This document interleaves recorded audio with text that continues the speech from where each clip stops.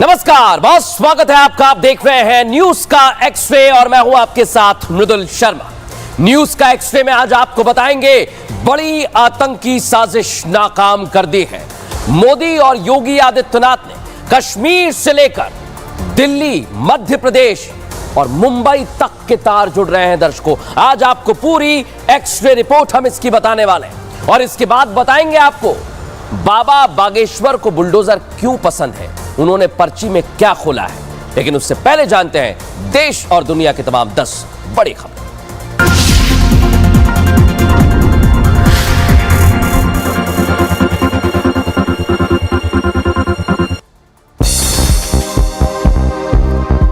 गृहमंत्री अमित शाह का बड़ा बयान, कहा मार्च 2026 तक देश से खत्म करेंगे नक्सलवाद। भारत सरकार और छत्तीसगढ़ सरकार मिलकर कर रही है काम। कोलकाता रेप केस में मुख्य आरोपी संजय रॉय का पॉलीग्राफी टेस्ट टला। तकनीकी और जेल एडमिनिस्ट्रेशन में व्यवस्था की वजह से नहीं हुआ टेस्ट, कल होने की उम्मीद। सीबीआई ने आरजीकर अस्पताल के पूर्व प्रिंसिपल संदीप घोष के खिलाफ दर्ज की एफआईआर। वित्तीय अनियमितता का मामला दर्ज। ट्रेनी डॉक्टर से दरिंदगी और हत्या मामले में संदीप घोष से पूछताछ जारी। बीजेपी ने कांग्रेस एनसी गठबंधन को बताया राष्ट्र विरोधी। कहा कांग्रेस के राष्ट्र विरोधी मंसूबे आए सामने।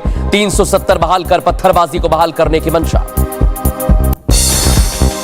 बांग्लादेशी नागरिकों की घुसपैठ पर असम सीएम हिमंता बिस्वा शर्मा का बड़ा बयान। कहा बांग्लादेशी हिंदू नहीं कर रहे घुसपैठ, अत्याचार के खिलाफ बांग्लादेश में रहकर लड़ रहे हिंदू।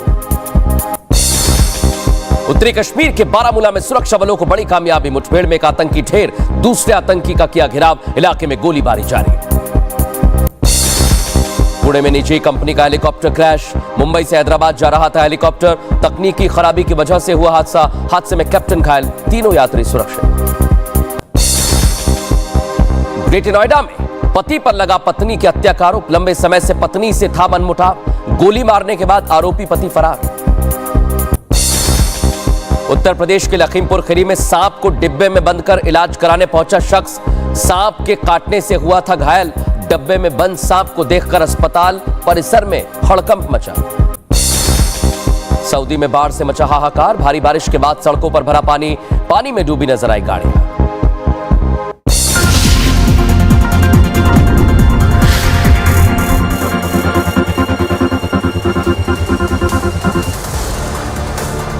और आज की हमारी सबसे बड़ी और पहली खबर है, अल-कायदा के आतंकी मॉड्यूल को ध्वस्त कर दिया है। यह मॉड्यूल क्या था, यह मॉड्यूल कैसे शुरू हुआ और उसके बाद प्रधानमंत्री नरेंद्र मोदी, योगी आदित्यनाथ, गृह मंत्री अमित शाह ने क्या प्लान बनाया, कैसे इसे फेल किया है, एक एक जानकारी आज हम आपको देने वाले हैं। लेकिन आप सोचिए दर्शकों, भारत के खिलाफ, देश के खिलाफ एक बहुत बड़ी साजिश रची जा रही है। देश को तोड़ने की साजिश हो रही है। देश को आतंकी साए में ढकने का षड्यंत्र रचा जा रहा है। देश को हर तरह से बर्बाद करने का प्लान तैयार हो रहा है। वो भी एक दो नहीं दर्शकों, चारों तरफ से घेरने की साजिश है। सीमा पार से साजिश हो रही है। अंतर्राष्ट्रीय ताकतों के साथ अंदरूनी आवाजें जो देश के अंदर हैं, देश के खिलाफ उन्हें बुलंद किया जा रहा है। जम्मू कश्मीर में शांति लोगों को बर्दाश्त नहीं हो रही है। कश्मीर को देश से अलग करने की नफरती कोशिशें भी सुलग रही हैं दर्शकों। लेकिन आज मैं आप एक एक जानकारी देने वाला हूं, कैसे यह साजिश की जा रही है। देख लीजिए दर्शकों, देख लीजिए आप कैसे यह साजिश हो रही है। मेवात में देश के खिलाफ ऐसी ही प्लानिंग हो रही थी जो एक और 2008 जैसा आतंकी हमला अंजाम देने की फिराक में थे और उसकी तरफ तेजी से अपने काम में जुटे हुए थे दर्शकों। इसी तरह एक और साजिश है, देश में बैठे लोग देश पर कब्जे का प्लान बना रहे हैं। अंदर उनके यही मंसूबे चल रहे हैं दर्शकों, सोचिए आप।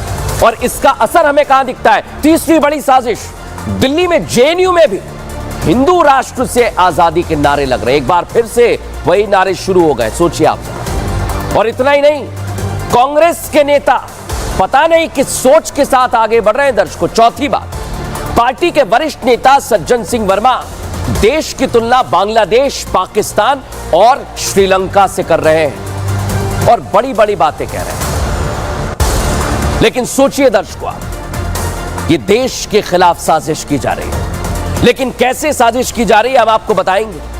और 16 साल पहले आपको याद होगा, मुंबई के ताज होटल में आतंकी हमला कोई नहीं भूला होगा और हमारे जवानों की शहादत, जो पुलिसकर्मी वहां पर तैनात थे, उनको कोई नहीं भूला है। 26/11 कैसे आतंकी हमले को अंजाम दिया गया था और इसने सबको हिलाकर रख दिया था। दर्शकों देख लीजिए, 26/11 में आतंकी हमला हुआ, पूरा देश खौफ से भर गया था। 26 नवंबर 2008 एक ऐसी तारीख जिसे याद कर सबकी आंखें गमगीन हो जाती हैं, दहशत की वो तस्वीरें आंखों के सामने तैरने लगती हैं। ये तारीख देश की आर्थिक राजधानी मुंबई के पुराने घाव को कुरेदती है और इन्हीं घाव को ताजा करने के लिए दर्शकों मेवात में अलकायदा के आतंकी बड़ा प्लान तैयार कर रहे थे। सोचिए आप, इसी तरह का हमला क्या उनके दिमाग में था? एक प्लान था भारत के खिलाफ, देश के खिलाफ, और आतंकी हमला भी हो सकता था जिसे पहले ही डिफ्यूज कर दिया है। जंगलों में अलकायदा के 6 संदिग्ध आतंकियों को दिल्ली पुलिस की स्पेशल सेल मदद से, कई राज्यों की पुलिस की मदद से इसको पहले देखा गया, जांचा गया, परखा गया और उसके बाद इसको नेस्तनाबूद कर दिया है। अब देश की हर खुफिया एजेंसी की नजर राजस्थान के इस हिस्से पर बनी हुई है दर्शकों। लेकिन आप सोचिए दर्शकों, कैसे ये साजिश की जा रही। और मैं आपको याद दिलाना चाहता हूं दर्शकों, 16 साल पहले 2008 कैसे आतंकी हमले को अंजाम दिया गया था, वो भूलना नहीं चाहिए। और कैसे दोनों जगह पर, चाहे मुंबई हो या फिर भिवानी, दोनों जगह पर कैसा हुआ है दर्शकों, मैं आपको बता रहा हूं। देखिए जरा, मुंबई का ताज हमला आपको याद होगा, आतंकी कैसे घुसे थे समुद्र के रास्ते और भारत में उन्होंने घुसपैठ की और फिर हमले को अंजाम दिया। लेकिन ऐसा ही कुछ कहां पर हो रहा है? भिवाड़ी में। क्यों कह रहा हूं दर्शकों? क्योंकि यहां पर भी घुसपैठ की गई है। और क्या मुंबई में जो हमला हुआ था, क्या वैसा ही हमला ये भारत में घुसपैठ कर अंजाम देने की साजिश रच रहे थे? क्या इनके मंसूबे थे? क्योंकि अलकायदा से जुड़े हुए, सोचिए आप। और 16 साल बाद इस साजिश का खुलासा हो गया दर्शकों, इस साजिश का खुलासा हो चुका है दर्शकों। लेकिन बड़ी बात क्या है, इस साजिश को कैसे बेनकाब किया गया है और आज रिपब्लिक भारत ने इसे बेनकाब किया है। दिखाते हैं आपको एक्सक्लूसिव रिपोर्ट हमारे सहयोगी अमरदीप की।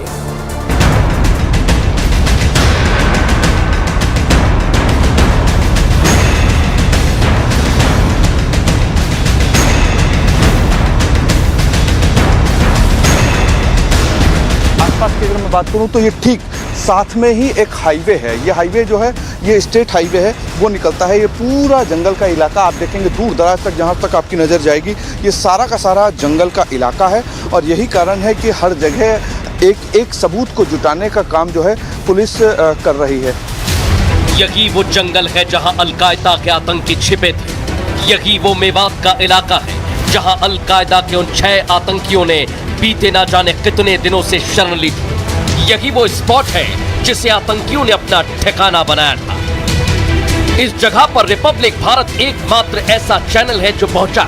हमने भिवाड़ी के इन जंगलों में धीरे धीरे अपने कदम आगे बढ़ाए, जंगल का चप्पा चप्पा छानने की कोशिश की, हर उस जगह जाने का प्रयास किया जहां तक इन आतंकियों की पकड़ हो सकती थी।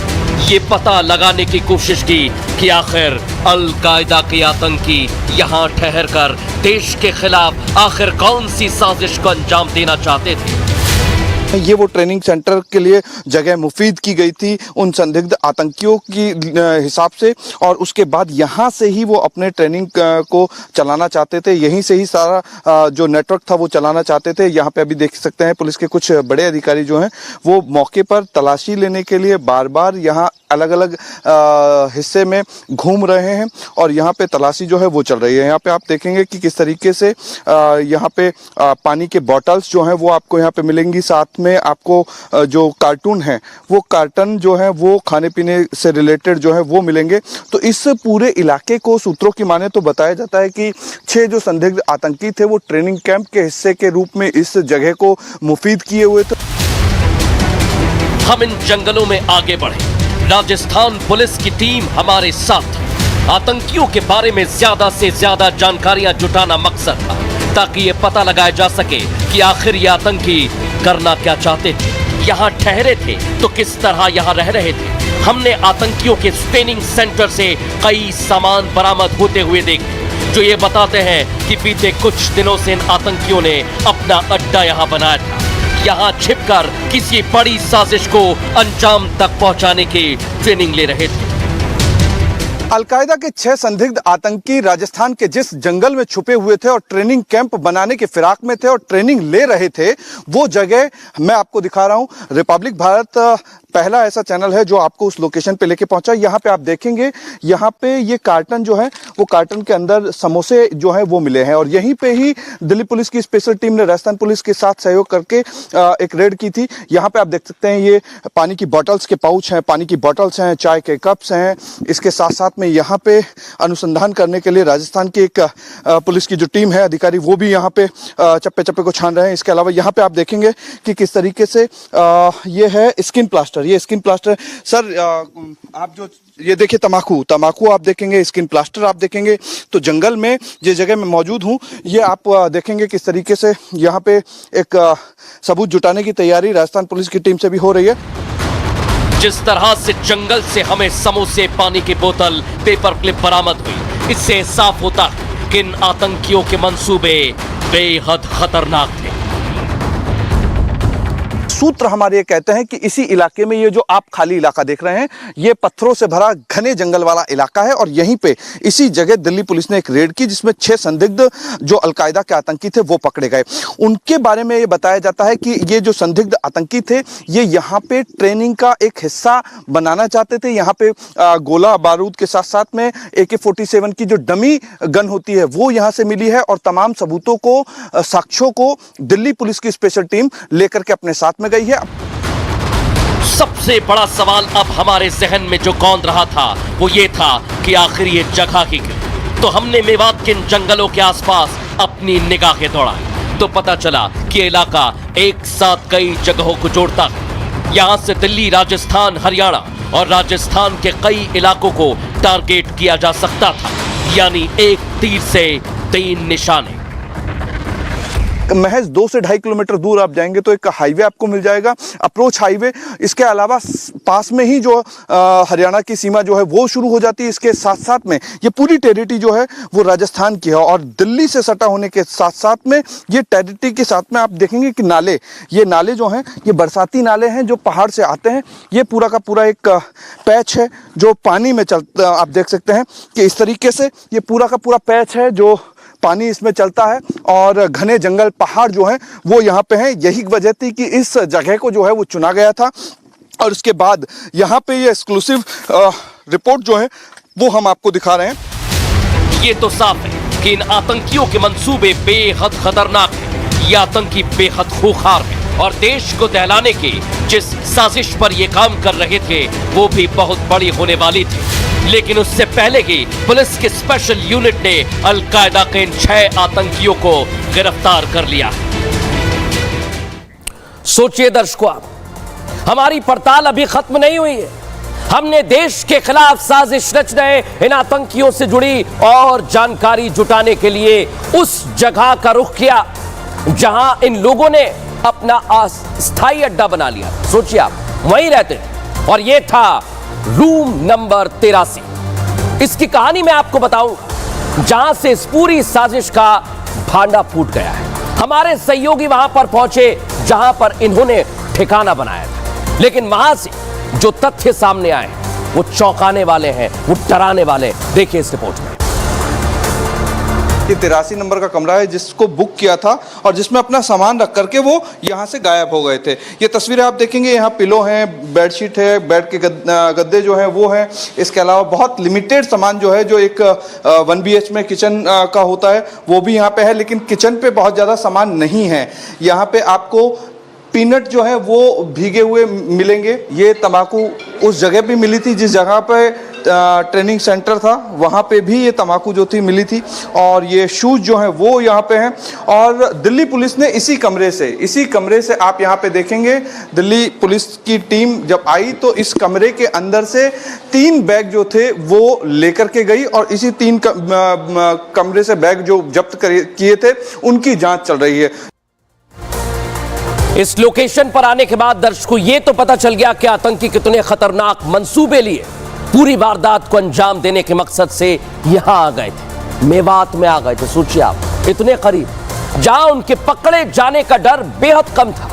ये जो कमरा उन्होंने अपने लिए ठहरने के लिए चुना था, इसकी लोकेशन भी बहुत सोच समझ कर चुनी थी दर्शकों। इसके लिए बड़ा कारण है, वो मैं आपको दिखाने वाला हूं। सोचिए आपकी लोकेशन अगर देख रहे हैं तो कैसे की गई है, दिखाते हैं इस रिपोर्ट में। जिस जगह से मैं रिपोर्ट कर रहा हूं उस जगह से ट्रेनिंग कैंप जहां वो ट्रेनिंग लेने की कोशिश कर रहे थे, वहां उस जगह की दूरी करीब इस लोकेशन से उस लोकेशन की दूरी करीब 5 से 6 किलोमीटर की दूरी पर है। और 5 से 6 किलोमीटर की दूरी जो है वो इस कमरे की है, यानी कि इस लोकेशन से उस लोकेशन पे आने और जाने की अगर बात करें तो करीब 6 किलोमीटर के आसपास की वो दूरी है जिस जंगल में ट्रेनिंग जो था वो चल रहा था। जंगल में ट्रेनिंग चल रही थी। आप सोचिए, भारत को क्या दहलाने की साजिश थी। पुलिस ने इसकी जांच पड़ताल की और हमारे सहयोगी ने इसके बाद बात की है आईजी से। वो क्या कुछ कह रहे हैं, सुनिए जरा। बहुत हम गंभीरता से इस बारे में बड़ी सत्यता की तह तक हम जा रहे हैं कि वास्तविकता में यहाँ इनके वास्तव में क्या उद्देश्य था, किस प्रकार के लोगों का कोई सपोर्ट यहाँ पर था, या कुछ ये खाली चंद कुछ समय के लिए यहाँ आए थे। ये कुछ हमारे पहलू हैं जिसके जांच के दौरान भी सामने हम जांच रखते हुए कर रहे हैं। देखिए दर्शकों, ये जो साजिश है, मैं क्यों कह रहा हूं, मुंबई में जो हमला हुआ था ठीक उसी तरह यह साजिश की जा रही है और रास्ता भिवाड़ी का चुना गया। लेकिन भिवाड़ी के बाद अब मैं आपको लेकर चलता हूं कश्मीर में भी ऐसी ही साजिश रची जा रही है। सोचिए आप, कश्मीर में अगर साजिश रची जा रही है यानी भिवाड़ी के तार सीधे जुड़ते हैं कश्मीर से। और सोचिए आप, ये साजिश कश्मीर से जुड़ रही है जो पाकिस्तान से सटा हुआ है, मैंने आपको दिखाया। लेकिन इस साजिश के अब पहलू बदल रहे हैं।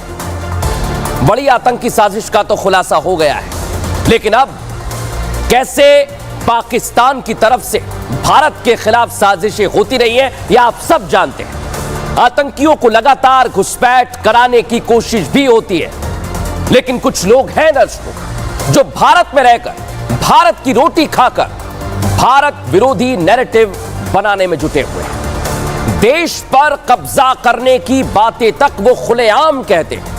कौन है वो लोग जो भारत को ही बांटने की कोशिश में लगे हुए हैं, भारत के टुकड़े करने जैसा सपना देख रहे हैं। वो कोई और नहीं है दर्शकों, भारतीय राजनीति के बड़े नेता हैं जो मैं आपको दिखा रहा हूं। मल्लिकार्जुन खड़गे, फारूक अब्दुल्ला और महबूबा मुफ्ती।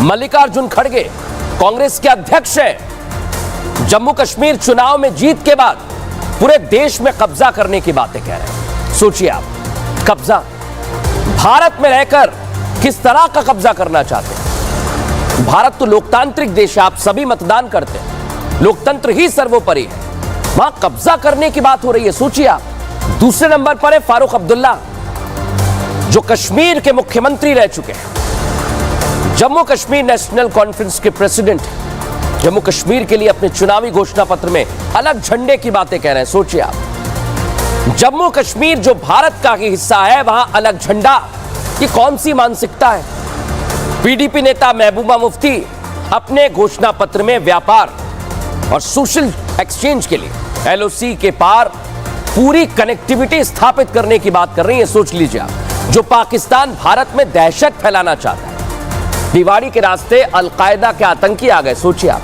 उसके साथ व्यापार की बात। ये कैसे संभव है दर्शकों? लेकिन मैंने आपसे कहा था शुरुआत, इस तरह की साजिश को रोकने के लिए एक दीवार भारत में है। वो दीवार है पीएम मोदी, गृह मंत्री अमित शाह और सीएम योगी आदित्यनाथ की। वो कैसे इस बड़ी साजिश को रोक रहे हैं, दिखाते हैं आपको। आर्टिकल 370 की जो दीवार थी ना, उस दीवार को मैंने कब्रिस्तान में गाड़ दिया है। देश के संविधान से धारा 370 को समाप्त कर हमेशा के लिए कश्मीर को भारत का हिस्सा बनाने का था। एक चुनाव का ऐलान क्या हुआ? देश विरोधी सारे चेहरे बेनकाब हो गए। उनके वो सारे मंसूबे सामने आ गए जो पिछले कई सालों से दिल में दबाए बैठे थे। पीएम मोदी ने 370 को हटाकर अखंड भारत के सपने को साकार करने की ओर जो कदम उठाया था, एक चुनाव के ऐलान ने राष्ट्र विरोधी मंसूबों को देश के सामने ला दिया है। लेकिन ऐसे लोगों और उनकी नापाक साजिशों को रोकने के लिए देश के गृह मंत्री अमित शाह और सीएम योगी आदित्यनाथ चट्टान की तरह खड़े हैं। फारूक से लेकर महबूबा, खड़गे से लेकर राहुल, सबको क्लियर कर दिया है कि जम्मू कश्मीर से ना तो 370 हटेगी और ना ही कोई अलग झंडा होगा। अमित शाह तो अमित शाह, योगी आदित्यनाथ भी भारत विरोधी ब्रिगेड से सवाल कर रहे हैं। देश के खिलाफ जो सियासी दल बयान दे रहे हैं, उनको योगी आदित्यनाथ ने दो टूक कह दिया है कि देश में इस तरह की राजनीति नहीं चलेगी। इस पर सियासी रोटी सेकने वाले विपक्ष को भी चेताते हुए कहा कि भारत की अखंडता को कोई नुकसान नहीं पहुंचा सकता। कांग्रेस ने Abdullah and sons family private limited की नेशनल कॉन्फ्रेंस के साथ गठबंधन करके फिर से अपने राष्ट्र विरोधी मंसूबों को देश के सामने रख दिया है, जो भारत की एकता, भारत की अखंडता और राष्ट्रीय सुरक्षा के प्रति पूरे देश को आशंकित करती है। ये तो तय है कि 370 हटाने का विरोध करने वाले कभी अपने मंसूबों में कामयाब नहीं हो पाएंगे। लेकिन जिस तरह एनसी के मैनिफेस्टो में आतंकवाद और अलगाववाद का नेक्सस दिखाई दे रहा है और उसे कांग्रेस का समर्थन करना साफ है कि देश विरोधी ताकतें मोदी योगी का विरोध करते करते देश विरोधी हो गए। दर्शकों, मोदी, शाह और योगी तो देश के लिए चट्टान बनकर खड़े हुए हैं आप लोगों की सुरक्षा में, लेकिन देश की सेना भी पूरी तरह से तैयार है। और इतना सब कुछ हो रहा है, भारतीय सेना का ड्रोन एलओसी के इर्द गिर्द उड़ता रहता है। ये ड्रोन रूटीन सर्विलांस पर उड़ान भरते हैं दर्शकों। लेकिन सोचिए आप, ये पता लगाते हैं कि सीमा पार देश के खिलाफ कोई साजिश तो नहीं रची जा रही। ड्रोन देश की सुरक्षा में अहम योगदान निभाते हैं और ये मानव रहित ड्रोन देश की सुरक्षा में तैनात रहते हैं। ये ड्रोन दुश्मन देश में चल रही गतिविधियों को पता लगाते हैं। एक एक जानकारी, एक एक गतिविधि, सब कुछ जुटाते हैं। ऐसा ही एक ड्रोन राजौरी सेक्टर में भी उड़ाया गया, जो अनजाने में सीमा पार चला गया। दर्शकों, सोचिए आप, भारत का ड्रोन पाकिस्तान में, ये भिम्बर गली सेक्टर के दूसरी तरफ पाकिस्तानी सीमा में निक्याल सेक्टर में जा गया। बताया गया कि किसी तरह की तकनीकी दिक्कत आई, कारण इसी वजह से यह घटना घटी। लेकिन एलओसी लांघते ही पाकिस्तानी सीमा उसे अपने कब्जे में लेती है। जैसे पाकिस्तान की सीमा पार होती है, पाकिस्तान की सेना कब्जे में लेती है। यह ड्रोन भी बाकी ड्रोन की तरह अपने रूटीन सर्विलांस पर था, यानी जानकारी जुटा रहा। इसको लेकर भारतीय सेना पाकिस्तानी आर्मी के साथ डीजीएमओ लेवल पर बातचीत कर सकती है। सोचिए आप। लेकिन सोचिए, भिवाड़ी में साजिश होती है, कश्मीर में सियासी साजिश की जाती है, उसे रोका जाता है। भारतीय सेना तैयार है। एक्सपर्ट हमें बता रहे हैं कि कितना महत्वपूर्ण हो सकता है। सुनिए जरा। इस बात को तीन तरीके से देखा जाता है। एक है जेन्युइन एरर हो सकती है, इसका हमारे पास एक पिछला एग्जाम्पल है कि हमारी ब्रह्मोस मिसाइल वहाँ जाकर गिरी थी। इस बार जो पॉसिबिलिटीज़ है कि यस ये जेन्युइनली उधर गया होगा, लेकिन पाकिस्तान उसे वापस करने से पहले उसके कैमरा मैकेनिज़्म, उसकी मोटर मैकेनिज़्म, उसकी जो फ्रीक्वेंसीज जिसके ऊपर चलता है वो उन सबको इवेलुएट करेगा। पाकिस्तान क्लेम करेगा कि नहीं, इसको हमने मार गिराया है, बट इसके दूसरे परिणाम जिसको बोलते हैं बिहाइंड द कर्टन की जो एम्स होते हैं वो कभी भी हम नाकार नहीं पाएंगे। सोच लीजिए दर्शकों, मुंबई में जो हुआ, क्या 16 साल बाद भिवाड़ी के रास्ते होने जा रहा था, वो हमने आपको दिखाया। एक साजिश जम्मू कश्मीर में रची जा रही है, वो हमने आपको दिखाई। लेकिन अब मैं आपको लेकर चल रहा हूं दिल्ली, और जैसा मैंने शुरुआत में कहा था, क्या देश के अंदर भी कुछ लोग ऐसे हैं जो देश के खिलाफ साजिश रच रहे हैं। दर्शक सोचिए आप, क्या अब ये साजिश दिल्ली तक आ गई है, देश की राजधानी दिल्ली। आप सोचिए दर्शक, और यहां पर क्या हो रहा है, कौन है जो साजिश रच रहा है देश के खिलाफ, अब मैं आपको बताने वाला हूं। दर्शकों कहीं मत जाइएगा, क्योंकि इधर देश की राजधानी दिल्ली में भी देश को तोड़ने की साजिश की तस्वीरें सामने आई हैं, और ये तस्वीरें देश की राजधानी को जलाने की, इसे देश को सुलगाने के सेंटर की तरह इस्तेमाल करने की कोशिश हो रही है। भड़काऊ नारेबाजी से देश को जलाने का प्लान है। वो प्लान है दर्शकों जो देश में ऐसी चिंगारी लगा रहा है जिसके बढ़ते ही आग फैल सकती है, जिसे बुझा पाना बहुत मुश्किल होगा। यह आग दर्शकों लगाई जा रही है जेएनयू से। यहां छात्र भड़काऊ नारेबाजी कर रहे हैं, हिंदू राष्ट्र से आजादी के नारे लग रहे हैं, राम राज्य से मुक्ति की बात की जा रही है। इसका वीडियो वायरल हुआ है दर्शकों सोशल मीडिया पर, और यही वो वीडियो है। अब मैं आपको सुनवाता हूं इस वीडियो में क्या कहा जा रहा है, सुनिए जरा।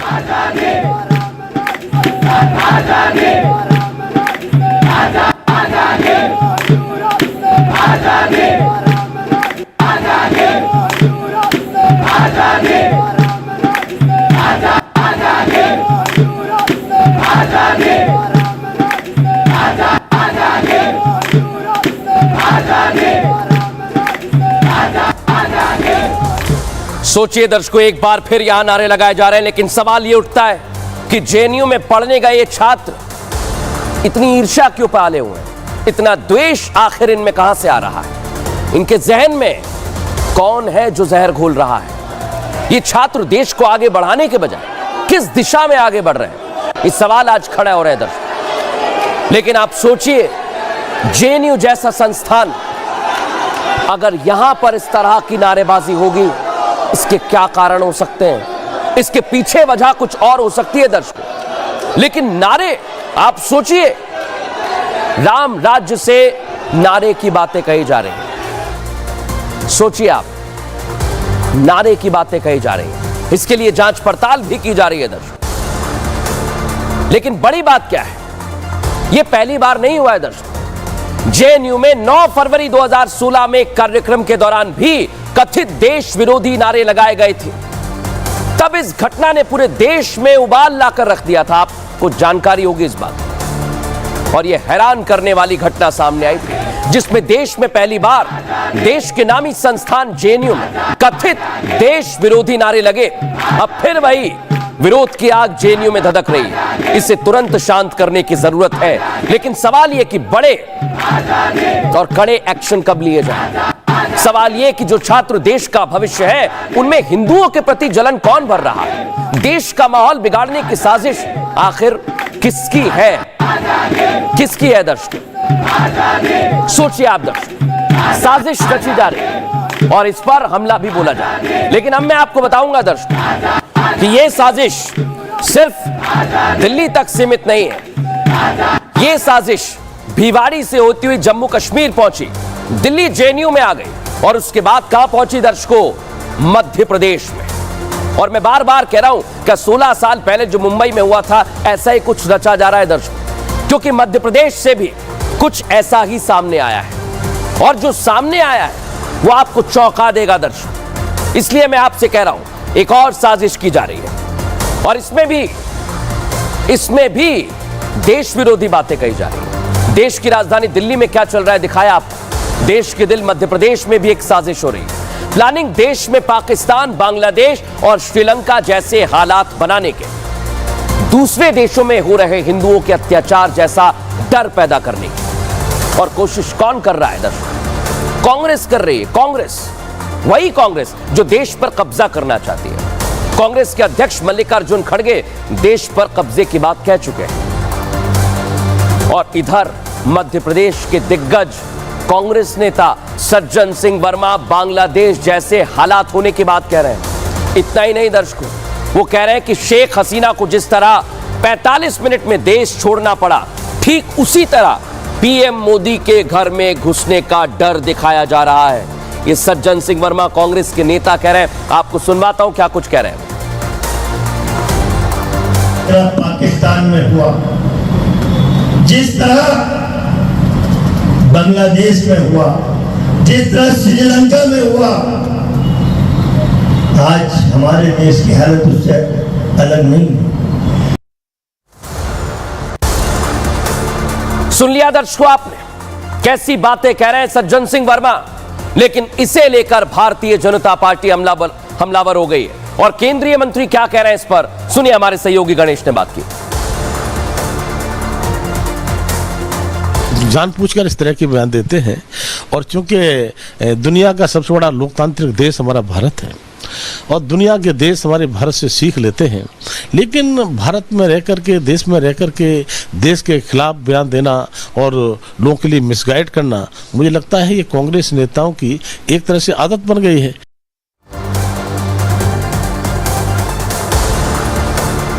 दर्शकों, खबरों में आगे बढ़ेंगे और बात करेंगे बाबा बागेश्वर की। बुलडोजर की पर्ची उन्होंने निकाली थी और आज वो सच साबित हो गई है। दर्शकों, ऐसा मैं क्यों कह रहा हूं इसके लिए आपको बताता हूं पूरी खबर। पूरी एक्स्ट्रा रिपोर्ट हमने तैयार की है। दर्शकों, कैसे कार्रवाई की जा रही है वो तो आपने देखा।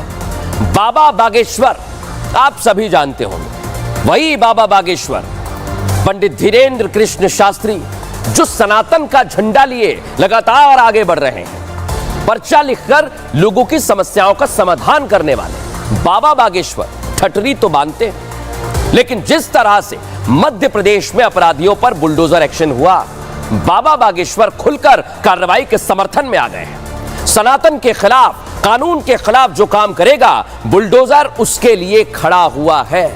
और यह पहला मौका नहीं है जब वो पीले पंजे वाली कार्रवाई का समर्थन कर रहे हो। इससे पहले वो खुद के साथ ही लोगों से बुलडोजर लेने की अपील कर चुके हैं, कह चुके हैं कि हम भी बुलडोजर खरीदना चाहते हैं। सोचिए दर्शकों, और वही बाबा बुलडोजर कैसे अब बता रहे हैं, दिखा रहे हैं, सुनवाते हैं आप। हैं सब हिंदू एक हो जाओ और पत्थर मारने वालों के घर पर बुलडोजर चलवाओ, और कुछ दिन बाद हम भी बुलडोजर खरीदने वाले हैं।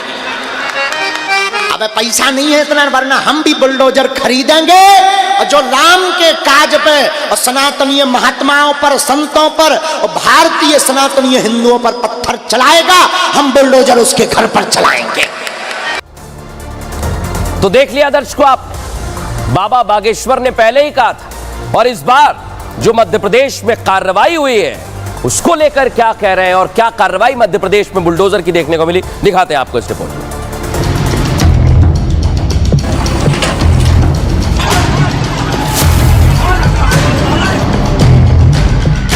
पुलिस वालों पर पथराव करो, लाठियों से हमला करो, लेकिन एक्शन मत लो। एक्शन लो तो सवाल खड़े कर दो, सियासत करने लग जाओ। विपक्ष का काम ही यही है।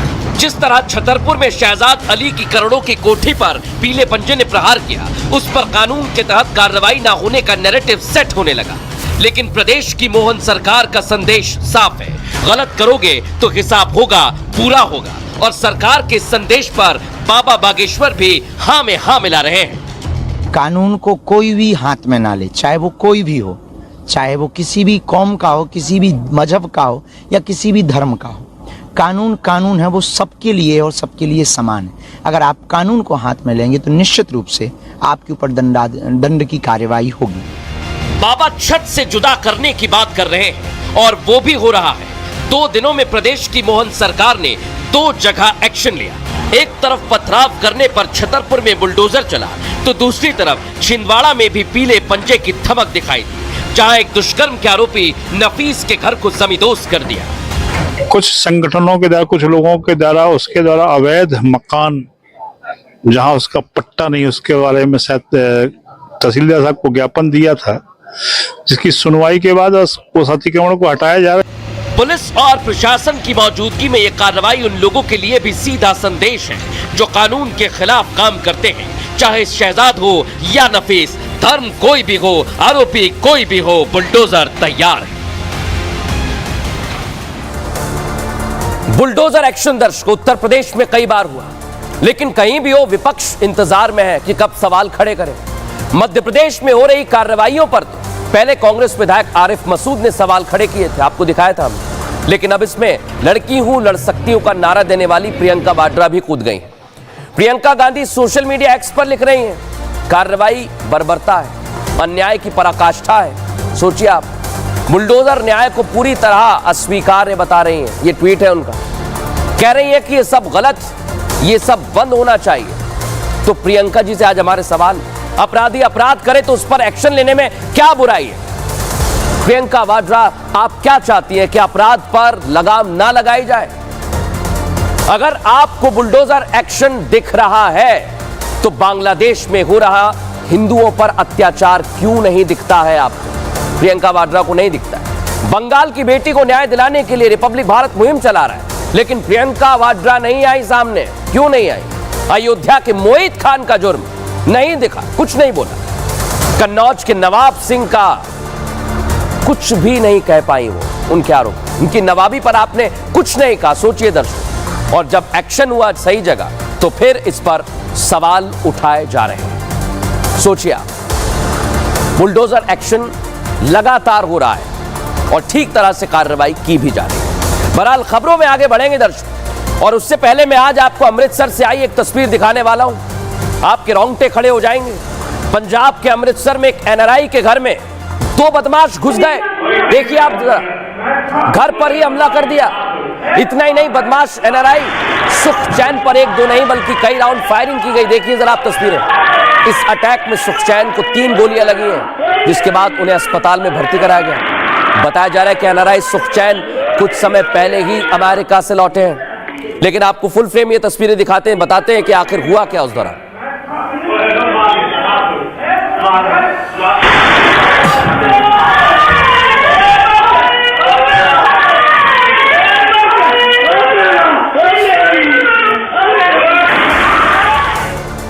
सोचिए आप दर्शकों, इधर राजस्थान के भिवाड़ी से भी एक तस्वीर सामने आई। बदमाश कितने बेखौफ है, उसकी तस्वीर मैं अब आपको दिखाने वाला हूं, और आप अंदाजा लगा लेंगे इस तस्वीर से कि इन्हें डर नहीं है। एक ज्वेलर्स की दुकान में घुस गए 5 बदमाश। घुसते हैं दर्शक, हाथों में बंदूक, लाठी डंडे लिए घुस जाते हैं। दुकान में मौजूद कर्मचारियों को चारों तरफ से घेर लेते हैं, पिस्टल से फायर तक किया जाता है। दिखाइए इन तस्वीरों को। बदमाशों के हमले में घायल दुकानदार की मौत तक हो गई है। देखिए जरा क्या क्या हुआ वहां पर।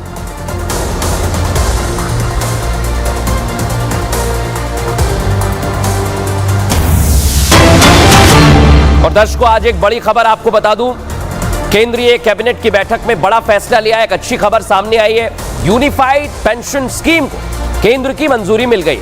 यानी सरकारी कर्मचारियों के लिए पेंशन स्कीम, यूपीएस के लिए 25 साल की सर्विस जरूरी है। सुनवाते इस पर केंद्रीय मंत्री क्या कह रहे हैं। यूनिफाइड पेंशन स्कीम यूपीएस, इस स्कीम के 5 पिलर्स हैं। सबसे इंपॉर्टेंट विषय था कर्मचारियों की तरफ से कि हमें अश्योर्ड अमाउंट एक चाहिए, 50% अश्योर्ड पेंशन। ये इस यूपीएस का सबसे पहला पिलर है। इसकी डिटेलिंग देखनी चाहिए हमें। जो ये अमाउंट मिलेगा वो रिटायरमेंट से पहले के 12 महीनों की एवरेज बेसिक पे का 50% होगा। मैं रिपीट कर रहा हूं, अश्योर्ड पेंशन का जो अमाउंट है that will be the average of basic पे of 12 months before superannuation। तो लंबे समय से कर्मचारी मांग कर रहे थे, आखिरकार सरकार ने उन्हें बड़ा तोहफा दिया है और इस फैसले को लागू किया है। फिलहाल न्यूज का एक्स्ट्रा में इतना ही। आप बने रहिए हमारे साथ, कल फिर हाजिर होंगे रोचक और जानकारी भरी खबरों के साथ। नमस्कार।